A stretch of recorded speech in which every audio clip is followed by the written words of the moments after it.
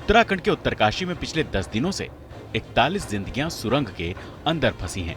12 नवंबर को निर्माणाधीन सिलक्यारा सुरंग का एक हिस्सा ढह गया और अंदर काम कर रहे मजदूर मलबे के अंदर दब गए। हादसे वाले दिन से ही मजदूरों को बाहर निकालने के युद्ध स्तर प्रयास चल रहे हैं, लेकिन अब तक रेस्क्यू टीम खाली हाथ है। एनडीआरएफ और एसडीआरएफ की टीमें लगातार मजदूरों को बचाने और उन तक पहुंचने की कोशिश में लगी हुई हैं। अब तो सेना भी रेस्क्यू ऑपरेशन में उतर गई है। अंदर फंसे लोगों तक पाइप के जरिए खाना, पानी, ऑक्सीजन और दवाइयां तो पहुंचाई जा रही हैं, लेकिन बाहर निकलने का रास्ता नहीं मिल रहा। अमेरिका से मंगाई गई मशीन ने उम्मीद जरूर जगाई, लेकिन बीच ऑपरेशन में ही मशीन खराब हो गई। इन मजदूरों को निकालने के लिए अब तो जो भी प्लान और ऑपरेशन किए गए हैं वो कंप्लीट नहीं हुए हैं। यहाँ पर सबसे बड़ी चुनौती उस मलबे से निपटने की है जो रुक रुक कर सुरंग के अंदर गिर रहा है। तकनीक के साथ साथ आस्था का सहारा भी लिया जा रहा है। सुरंग की एंट्री पर एक मंदिर बनाया गया है जहां लगातार दुआओं का दौर चल रहा है, लेकिन बीतते वक्त के साथ अंदर फंसे लोगों का सब्र टूटता जा रहा है। इस बीच इंटरनेशनल टनल एक्सपर्ट और नॉर्डेक्स के उत्तरकाशी पहुंचने से मजदूरों की वापसी का भरोसा बढ़ गया है। इस हादसे ने 5 साल पहले थाईलैंड में हुए टनल हादसे की याद ताजा कर दी है। 21 जून 2018 को थाईलैंड की एक पूरी फुटबॉल टीम सुरंग में फंस गई थी। जूनियर फुटबॉल टीम के 11 से 16 साल उम्र के 12 बच्चे और उनके 25 साल के कोच प्रैक्टिस शेड्यूल के लिए थाम लुआंग नान नॉन टनल पहुंच गए थे। टनल बहुत लंबी थी और इसके आसपास के इलाके में पानी भरा हुआ था। फुटबॉल टीम के टनल के अंदर जाने के कुछ समय बाद ही भारी बारिश शुरू हो गई और सुरंग में पानी भरने लगा। थोड़ी ही देर में बाहर निकलने का रास्ता बंद हो गया। हफ्ते भर से ज्यादा समय तक उनसे कोई संपर्क नहीं हो पाया। पानी इतनी तेजी से बढ़ रहा था कि इनके जिंदा बाहर लौटने की उम्मीद ही खत्म हो चुकी थी। लेकिन कहते हैं ना कि जाको राखे साइयां मार सके ना कोई। पानी और घुप अंधेरे में भूखे प्यासे रहने के बावजूद 13 लोगों में से किसी ने भी जिंदगी की आस नहीं छोड़ी। थाईलैंड सरकार ने भी हाल में सबको सुरक्षित निकालने की ठान ली थी। दुनिया का सबसे बड़ा रेस्क्यू ऑपरेशन शुरू हुआ, जिसमें अमेरिका, ब्रिटेन, ऑस्ट्रेलिया, चीन और रूस जैसे कई देशों के एक्सपर्ट थाईलैंड पहुंचे।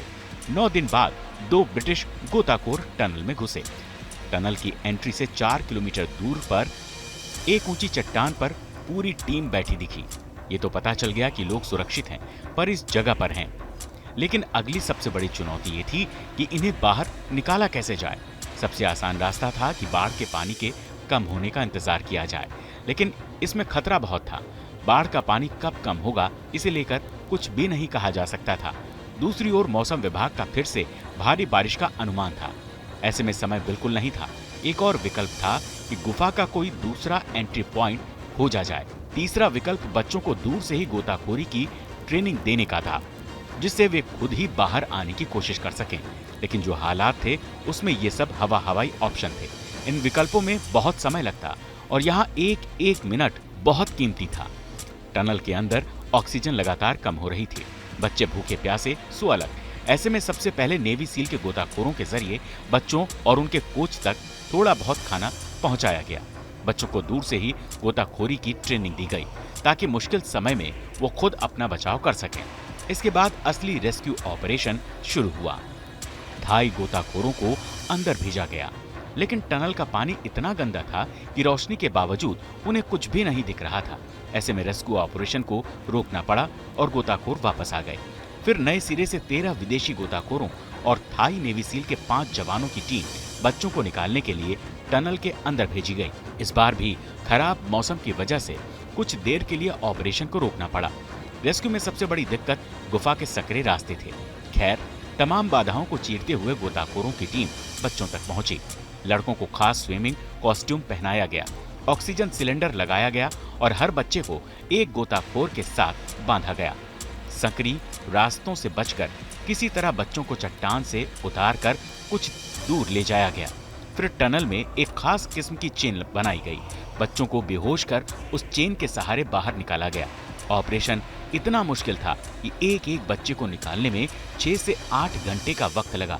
ऐसा अनुमान जताया जा रहा था कि इस रेस्क्यू में महीनों लग जाएंगे, लेकिन रेस्क्यू टीम ने 3 दिन में बच्चों को और उनके कोच को सकुशल बाहर निकालकर चमत्कार कर दिया।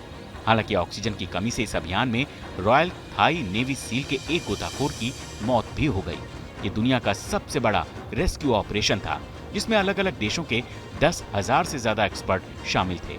100 से ज्यादा गोताखोर निकाले गए, 100 से ज्यादा एजेंसियां, 700 से ज्यादा ऑक्सीजन सिलेंडर, दर्जनों हेलीकॉप्टर, हजारों की तादाद में सेना के जवान इस रेस्क्यू ऑपरेशन का हिस्सा थे। अब सवाल उठ रहा है, क्या थाईलैंड की तरह उत्तरकाशी में ऐसा रेस्क्यू ऑपरेशन नहीं हो सकता? यहाँ तो कम से कम शुरुआत में ही अंदर फंसे लोगों से संपर्क हो गया, उन तक खाना, पानी और दवाइयाँ पहुँचाई जा रही हैं, तमाम तरह के उपकरणों का इस्तेमाल हो रहा है। तो फिर कोई कामयाबी क्यों नहीं हाथ लग रही? लेकिन अच्छी खबर ये है कि अब उन मजदूरों को वापस लाने के लिए थाईलैंड की उन्हीं एजेंसियों की मदद ली जा रही है जिन्होंने दुनिया के सबसे बड़े रेस्क्यू ऑपरेशन को अंजाम दिया था। ऐसे में हम सबको यही दुआ करनी चाहिए कि उत्तरकाशी में भी थाईलैंड वाला चमत्कार हो जाए और पिछले 9 दिनों से सुरंग में जिंदगी और मौत की जंग लड़ रहे 41 मजदूर सकुशल वापस आ जाएं।